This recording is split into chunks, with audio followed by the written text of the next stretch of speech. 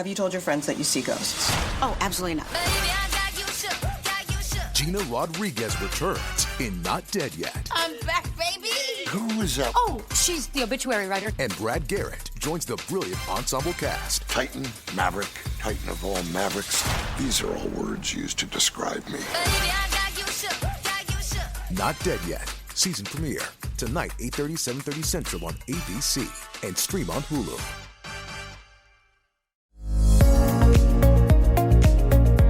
It's the Happy Families podcast. It's the podcast for the time-poor parent who just wants answers now. All this week on the Happy Families podcast, fascinating conversations with people who had mixed experiences when it comes to high school, finishing year 12, going to university, or perhaps not, as the case may be. And the purpose of these conversations is to highlight that, yes, school matters, yes, education is important, but it's not the be-all and end-all.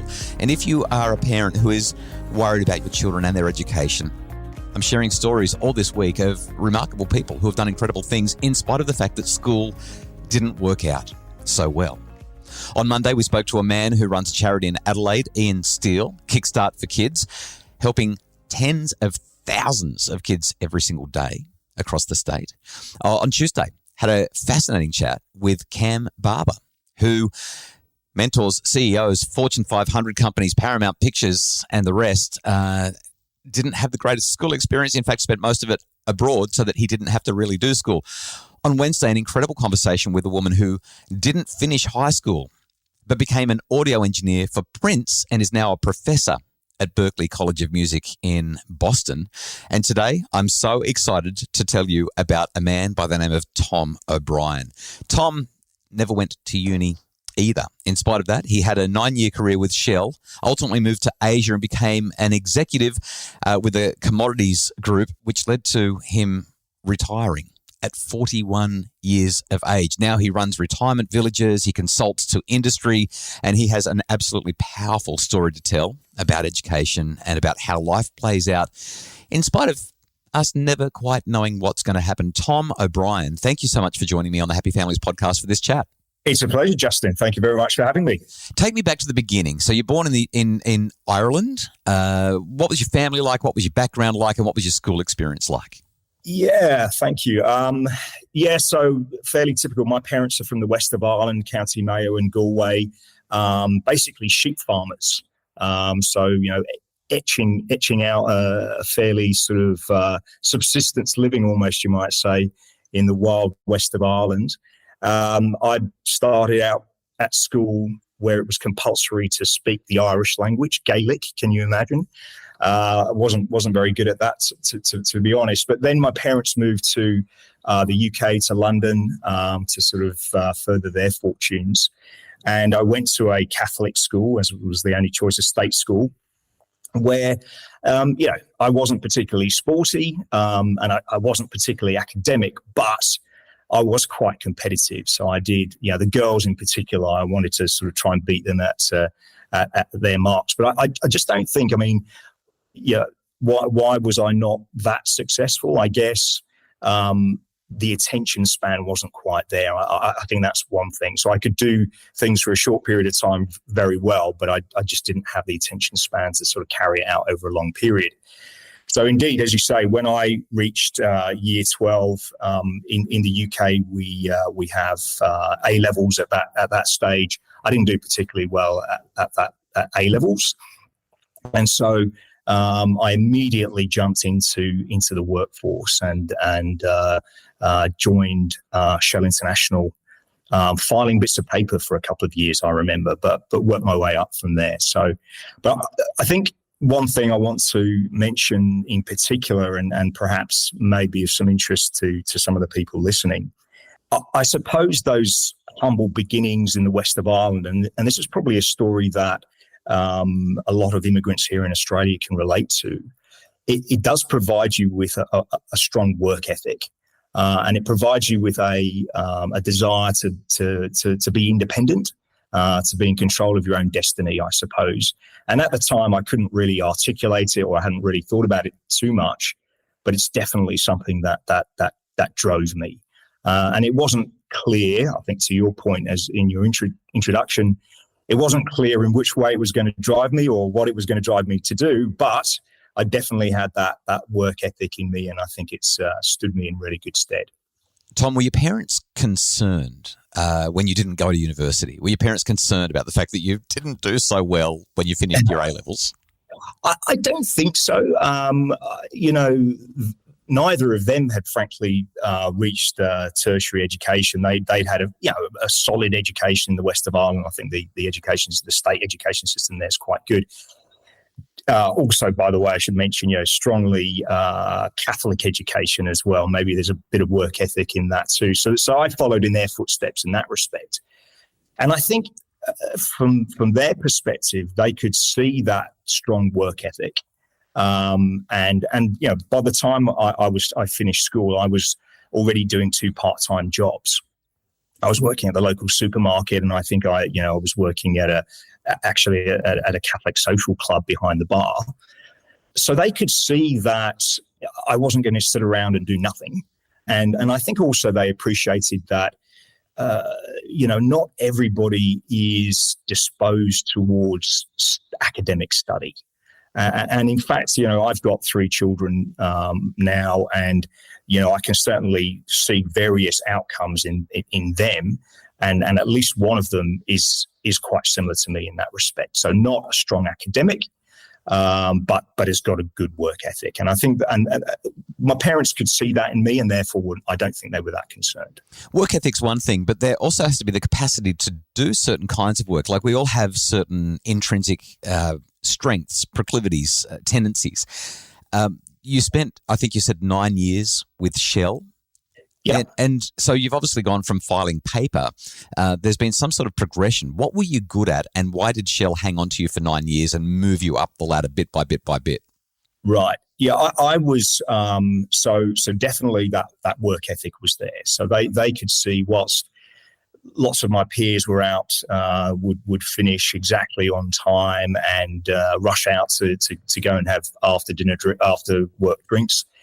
I was often the guy sitting there, just plowing through stuff, just wanting to get stuff done. I guess in a way, I felt like I didn't have a safety net, so there was that desire in me, and I was also very very clear about what I wanted from Shell. So it was a two-way street. When I joined, I answered an advert in the newspaper.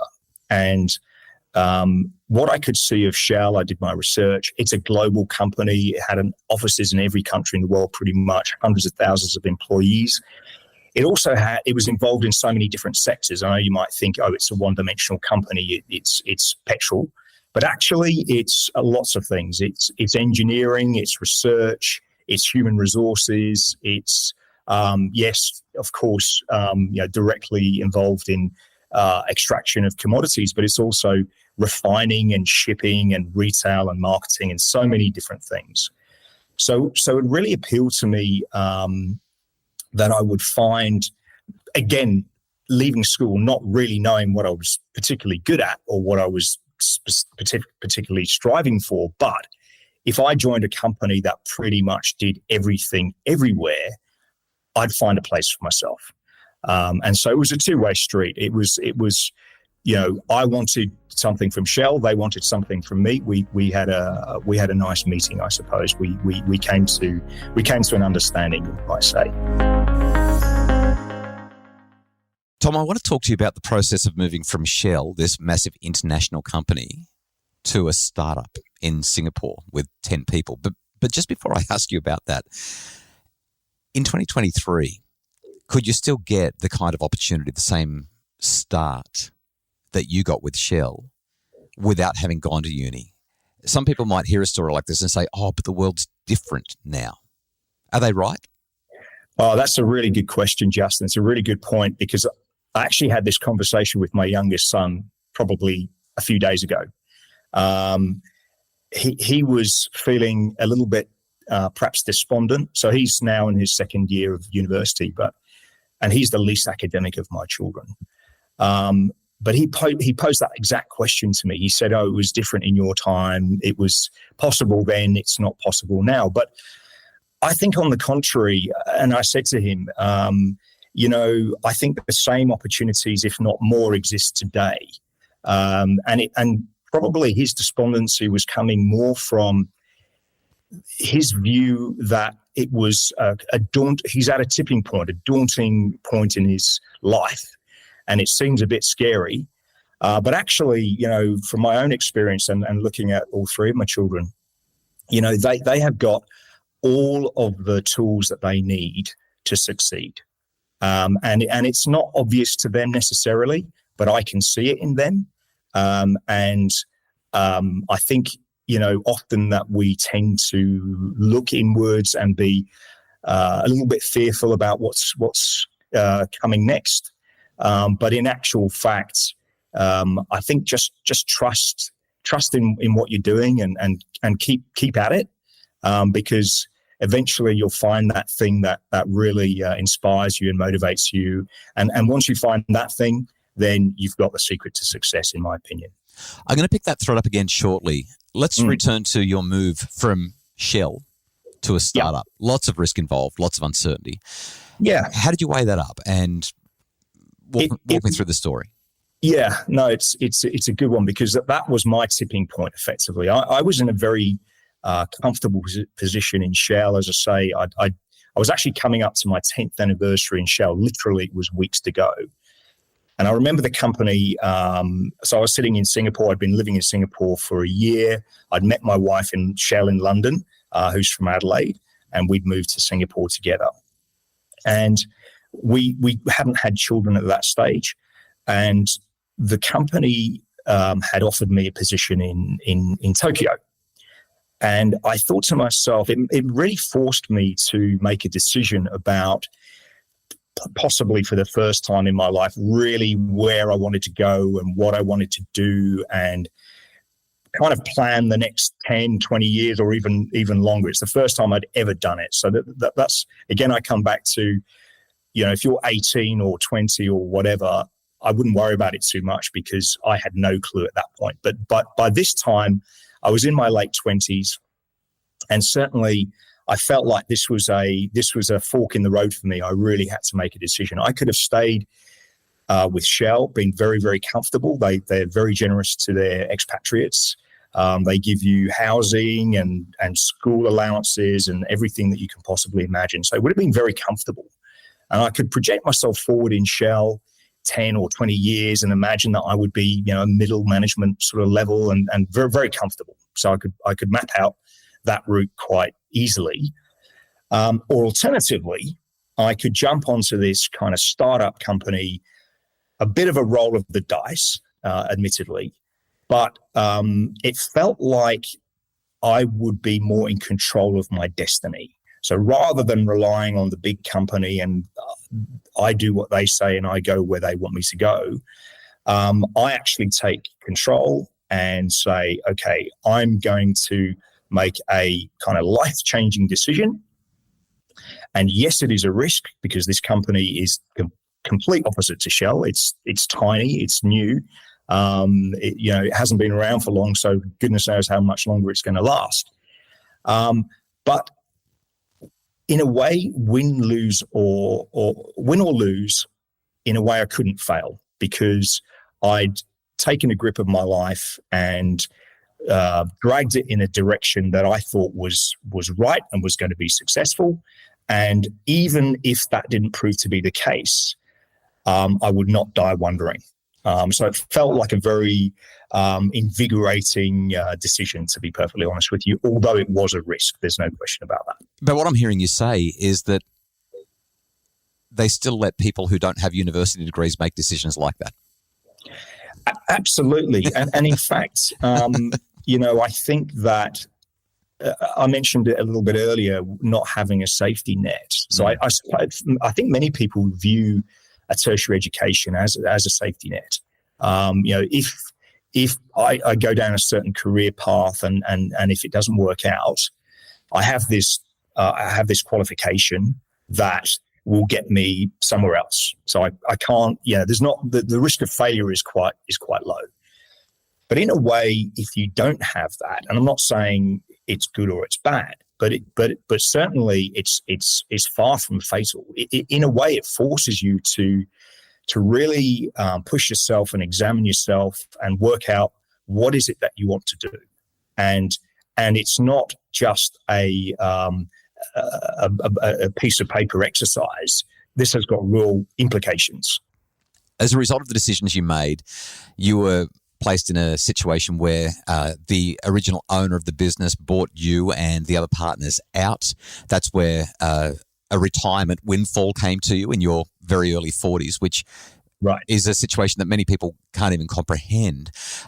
As a result of that, though, all of your children have had the privilege of a great education. Yeah. If one of them decided that they didn't want to go to uni, how would you feel about that? Or if one of your kids said, I'm dropping out, it's just not doing it for me. Yeah. What would you respond with? Look, it's very topical because I have, as I say, sort of with the three children I have, I call it a social experiment. In a way, all of the outcomes are represented. So I've got my oldest son who, is very much an academic and a high achiever, and he's done a 6-year double degree mechanical engineering. And in a way, he's going full circle. He's about to graduate in a couple of weeks. And he has just accepted a job with, a large engineering firm in the UK, Rolls-Royce Aerospace. So in a way, he goes full circle back to the UK where I started, but in a very different way. My daughter is about to finish a geology degree. She's somewhere in between in terms of academic, but it's my youngest son who probably, is the least academic and poses exactly these questions to me. I mean, he is doing a degree and he has said to me, I think actually this is a little bit pointless. And why am I doing this? I don't see the relevance of it. And clearly he doesn't enjoy the actual study itself. So I think that's a lot of people could probably empathize. And I've said to him, look,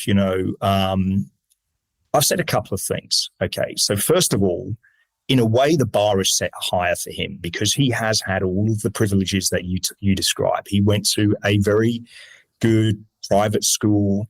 I'm not saying that state schools are not good, but it was a good school.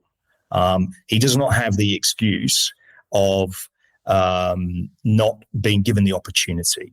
So I said, I think it's incumbent upon you to, having been given that opportunity, to put in the effort to at least go as far as you possibly can go and get the fruits of that opportunity. Because what I don't want to see is throwing the towel in. I want to see the desire to finish the thing, finish with flying colours or not. I don't care. I mean, I'll take a D any day of the week as long as you've worked hard for it.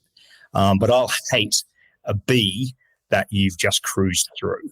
So I have that conversation with him quite regularly, and he gets it and he accepts it. But what I also do see in him is that same work ethic that I had. He's doing 2 or 3 jobs. He's coffee jobs. He works on the weekend. He's doing a 2-day internship. So I see him putting in that effort, and I think that's critical. As I say, in a way, the qualification itself is not the most important thing, because not everybody is an academic. I don't think I'm an academic, but train yourself to put in the effort. Something that's worth doing is worth doing well. Don't throw the towel in. Don't give up. Those are the sorts of things I really don't want to see. And at the end of his degree, as I say, failure or success can be measured in many, many different ways. It's not simply in a piece of paper. It's the experience. It's the effort you put in. It's being proud of yourself in what you've achieved. So that's what I'm looking for. That's the conversation I have with him. He goes away reasonably happy with it. That's all I can say. Effort and doing hard things is the mantra that I'm really hearing in this conversation. So as families grapple with the challenges of Year 12 exams at the moment, or I mean, even hearing you talk about this, just the ongoing wrestle that education conversations create from the earliest years of schooling right through to the university years.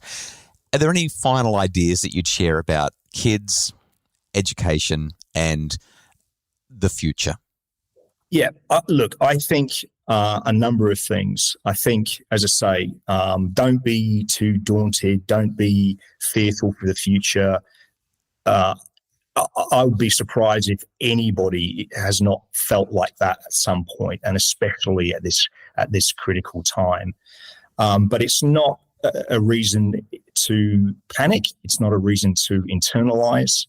It's a great time to share that with your friends and family and discuss it, because chances are they've either been through it themselves or perhaps even are going through it themselves right now.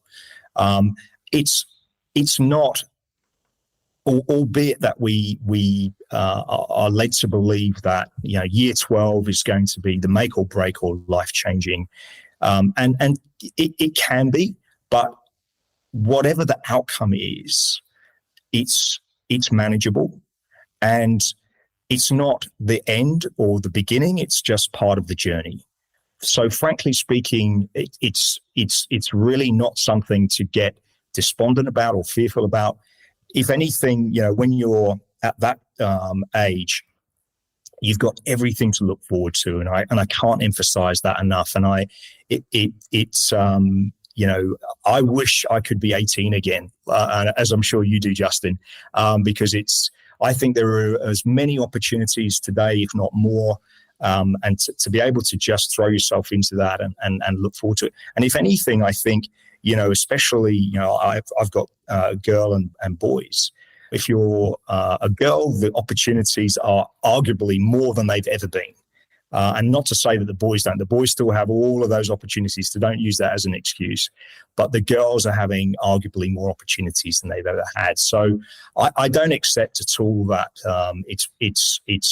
there's less available today. I think there's as much available now as there's ever been. I think it's super exciting. I think there's such a variety of things that people can get involved in that everybody should look forward, irrespective of grades, irrespective of their academic outcomes. Everyone should look forward with real excitement and positivity. So, I wish good luck to everybody, frankly speaking. Tom, you've been wonderfully generous. Thank you so much for sharing your story with us. It's a pleasure, Justin. Tom O'Brien, dad to 3 kids, former executive with a company that ended up setting him up for retirement in his early 40s, and didn't go to university, and life turned out quite remarkably well, didn't it? Hope that these conversations have been valuable for you as you consider what education means for you and your family. Tomorrow we talk to a university academic who is studying what happens when kids don't finish Year 12. What are the average outcomes, and how can finishing Year 12 advantage your kids no matter how they feel about school? The Happy Families podcast is produced by Justin Rulon for Bridge Media. Craig Bruce is our executive producer. If you'd like more information about how to make your family happier, we'd love for you to visit us at happyfamilies.com.au.